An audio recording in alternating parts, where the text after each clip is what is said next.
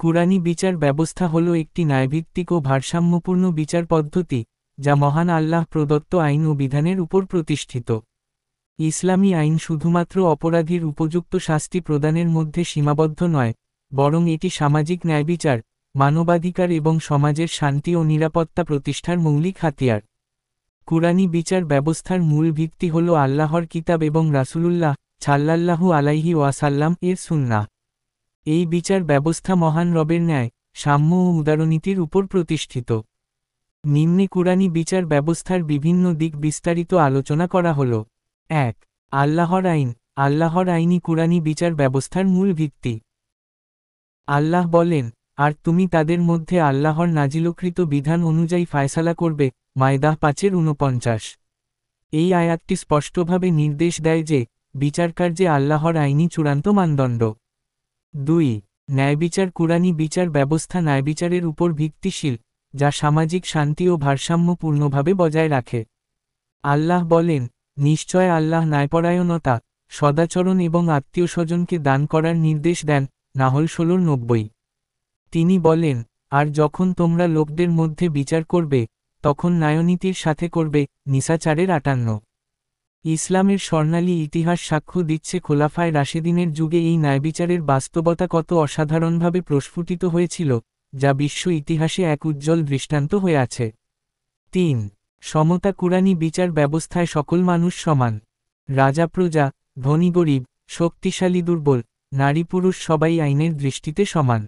আল্লাহ বলেন, হে মুমিনগণ, তোমরা ন্যায়ের উপর প্রতিষ্ঠিত থাক আল্লাহর জন্য সাক্ষ্যদাতা হিসাবে, যদিও সেটি তোমাদের নিজেদের কিংবা তোমাদের পিতামাতা ও নিকটাত্মীয়দের বিরুদ্ধে যায়। নিসা ৪:১৩৫।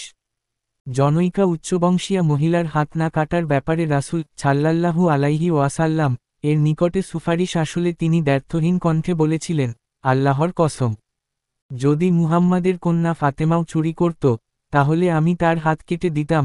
বুখারী ৩,৪৭৫। ৪. বাদী ও অভিযুক্তের অধিকার রক্ষা। কুরআনী বিচার ব্যবস্থায় বাদী বা অভিযুক্তের অভিযোগ শোনা এবং তার প্রমাণ উপস্থাপনের পূর্ণ সুযোগ দেওয়া হয়, যা ন্যায়বিচারের জন্য সহায়ক হয়ে ওঠে।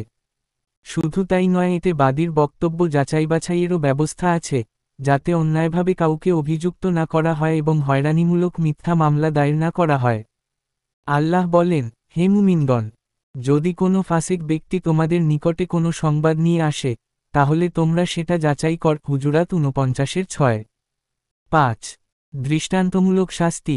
কুরআনী বিচার ব্যবস্থায় প্রদত্ত অপরাধীর শাস্তি সমাজের জন্য দৃষ্টান্তমূলক হয়, যা ভবিষ্যতে যে কোনো অপরাধীকে অপরাধের কঠোর পরিণাম সম্পর্কে চূড়ান্ত ভীতি প্রদর্শন করে। যেমন হদ সুনির্দিষ্ট শাস্তি। কুরআনে কিছু মৌলিক অপরাধের জন্য সুনির্দিষ্ট শাস্তি নির্ধারণ করা হয়েছে। যেমন চুরির শাস্তি হাত কাটা। মায়দা ৫:৩৮। ব্যভিচারের শাস্তি রজম করা বা পাথর নিক্ষেপ করে হত্যা করা। নূর ২৪:২। ছিনতাই রাহাজানির জন্য অপরাধের মাত্রা অনুযায়ী কঠোর শাস্তিবিধান। মায়দা ৩৩ ইত্যাদি। এই শাস্তি অবধারিত, যা কেউ মওকুফ করতে পারবে না এবং শাস্তি জনসম্মুখে হয় বলে সম্ভাব্য অপরাধীরা সতর্ক হয়ে যায়। কিসাস প্রতিশোধ। কুরআনে হদ্দের পাশাপাশি কিছু অপরাধের জন্য কিসাসের বিধান দেওয়া হয়েছে, যার মাধ্যমে অপরাধীর উপর অপরাধের সমপরিমাণ শাস্তি বর্তায়। অর্থাৎ সে যদি কাউকে হত্যা করে, তবে তাকেও হত্যা করা হবে। যেমন আল্লাহ বলেন, আর আমরা তাদের উপর বিধিবদ্ধ করেছিলাম যে, প্রাণের বদলে প্রাণ, চোখের বদলে চোখ, নাকের বদলে নাক, কানের বদলে কান, দাঁতের বদলে দাঁত এবং জখম সমূহের বদলে জখম। মায়দা ৫:৪৫। তবে এক্ষেত্রে ব্যতিক্রম হল, বাদী চাইলে অপরাধীর শাস্তি মওকুফ কিংবা লঘু করতে পারবে। দিউত রক্তপণ। কুরআনে হত্যার ক্ষেত্রে দিউত রক্তপণ এর বিধান দেওয়া হয়েছে। আল্লাহ বলেন, অতএব যদি কোনো মুমিনকে ভুলক্রমে হত্যা করে, তবে সে একজন মুমিন ক্রীতদাসকে মুক্ত করবে এবং তার পরিবারের নিকট রক্তমূল্য সমর্পণ করবে। নিসা ৪:৯২। ৬.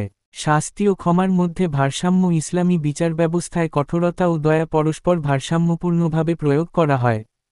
শাস্তি ও ক্ষমার এই ভারসাম্য পৃথিবীর কোনো বিচার ব্যবস্থায় পাওয়া যাবে না। এতে সামাজিক অপরাধ প্রতিরোধের জন্য হদের মতো কঠোর বিধান যেমন রয়েছে, তেমনি কিসাসের ক্ষেত্রে ক্ষমা ও সংশোধনেরও সুযোগ রাখা হয়েছে। যেমন কিসাসের বিধান বর্ণনায় আল্লাহ বলেন, হে বিশ্বাসীগণ, নিহতদের বদলা গ্রহণের বিষয়টি তোমাদের উপর বিধিবদ্ধ করা হল। স্বাধীনের বদলে স্বাধীন, দাসের বদলে দাস ও নারীর বদলে নারী।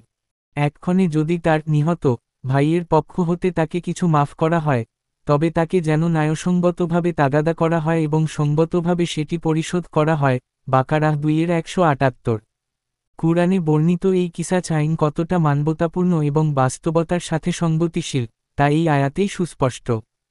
কারণ এখানে একদিকে বাদীর অধিকার সংরক্ষণ করা হয়েছে, ফলে বাদী বা বাদীর পরিবার চাইলে অপরাধীকে পূর্ণ শাস্তি প্রদান করা হবে, আর যদি বাদী অপরাধীকে ক্ষমা করে দেয় বা শাস্তি লঘু করে দেয়, তাহলে বিচারকের সেখানে কিছুই বলার নেই। অন্যদিকে এখানে অপরাধীর অধিকারও সংরক্ষিত হয়েছে, অর্থাৎ সে যদি নিজের ভুল বুঝতে পারে অথবা কোনো কারণে অন্যায় বিচারের শিকার হয়, তবে বাদীর কাছে তার মাফ চেয়ে নেয়ার অধিকার রয়েছে। যদি সে বাদী বা বাদীর পরিবারকে যুক্তিসঙ্গত কারণ দেখিয়ে কিংবা ক্ষতিপূরণ দিয়ে নিজেকে মুক্ত করতে পারে, তবে তাতেও বিচারকের আপত্তি থাকে না, ফলে নিজেকে সংশোধনের সুযোগ পায়। উপরোক্ত আলোচনায় সুস্পষ্ট যে কুরআনী বিচার ব্যবস্থা কতটা ন্যায়বিচারপূর্ণ ও মানবিক, কেননা এই বিধান স্বয়ং আল্লাহ তাআলাই মানবজাতির জন্য প্রেরণ করেছেন। এজন্য যুক্তরাষ্ট্রের ম্যাসাচুসেটস রাজ্যের বিশ্ববিখ্যাত হার্ভার্ড বিশ্ববিদ্যালয় প্রতিষ্ঠাকাল 1636 খ্রিস্টাব্দ এর আইন বিভাগের অমুসলিম প্রতিষ্ঠানের গ্রন্থাগারের প্রবেশদ্বারে পর্যন্ত ন্যায়বিচারের শ্রেষ্ঠ বাণী হিসাবে পবিত্র কুরআনের সূরা নিসার 135 নং আয়াতটি ইস্পাতের সাইনবোর্ডে খোদাই করে লিপিবদ্ধ রয়েছে। দৈনিক ইনকিলাব 6ই জানুয়ারি 2020, পৃষ্ঠা 6। নিঃসন্দেহে এটি অমুসলিমদের নিকট কুরআনের শ্রেষ্ঠত্বের স্বীকৃতির প্রকৃষ্ট উদাহরণ। আমরা নিশ্চিত যে যদি বাংলাদেশে উক্ত আইন চালু থাকত, তাহলে দেশব্যাপী আলোড়ন সৃষ্টিকারী মাগুরার 8 বছরের আছিয়া ধর্ষণ, রূপগঞ্জে 7 বছরের শিশু নিপীড়ন, লালমনিরহাটের হাতীবান্ধায় 7.5 বছরের শিশু ধর্ষণ, রংপুরের তারাগঞ্জে কিশোরী ধর্ষণ, বরিশালের মুলাদি উপজেলায় ধারালো অস্ত্র দিয়ে হত্যার ভয় দেখিয়ে হাত-পা বেঁধে 21 বছরের এক বাকপ্রতিবন্ধী তরুণীকে ধর্ষণ, সোনারগাঁওয়ে 5 বছরের শিশুকে ধর্ষণ চেষ্টার মতো জঘন্য অপরাধগুলো হওয়ার সুযোগ থাকত না। এগুলি মাত্র একদিনের 2টি পত্রিকার হিসাব। এভাবে প্রতিদিন কত শত ধর্ষণ ও ব্যভিচার যে হচ্ছে তার হিসাব কোথায়? ইসলামে ধর্ষণ ও ব্যভিচারের শাস্তি হল সঙ্গে সার, অর্থাৎ কোমর পর্যন্ত মাটিতে পুঁতে মাথায় পাথর মেরে প্রকাশ্যে হত্যা করা। বুমু মিশকাত 3555-62। দেশে এই আইন বিদ্যমান থাকলে ধর্ষণ ও ব্যভিচারের প্রবণতা একেবারেই কমে যেত। ইসলামে চুরির শাস্তি হাত কাটা, যে আইন থাকলে দেশ থেকে ব্যাংক লুট ও লক্ষ কোটি টাকা পাচার হতো না। চোর দুর্নীতিবাজদের জামাই আদর না করে হাত কাটার শাস্তি প্রয়োগ করলে লুটপাট করার মানসিকতা বন্ধ হয়ে যেত। এ বিধান মানুষের স্বাভাবিক চাহিদার অনুকূলে এবং সকলের জন্য কল্যাণকর, অথচ দেশের প্রচলিত দীর্ঘসূত্রী বিচার ব্যবস্থা সম্পূর্ণরূপে এর বিপরীত। ফলে যা হবার তাই হচ্ছে।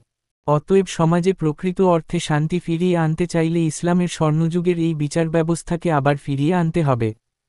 কেবল সামাজিক নিরাপত্তা ও শৃঙ্খলার স্বার্থেই নয়, বরং মুসলিম হিসাবে ঈমান রক্ষার স্বার্থেও আমাদেরকে সরকারিভাবে এই বিচার ব্যবস্থা প্রতিষ্ঠা করতে হবে। আল্লাহ আমাদের সহায় হউন, আমিন।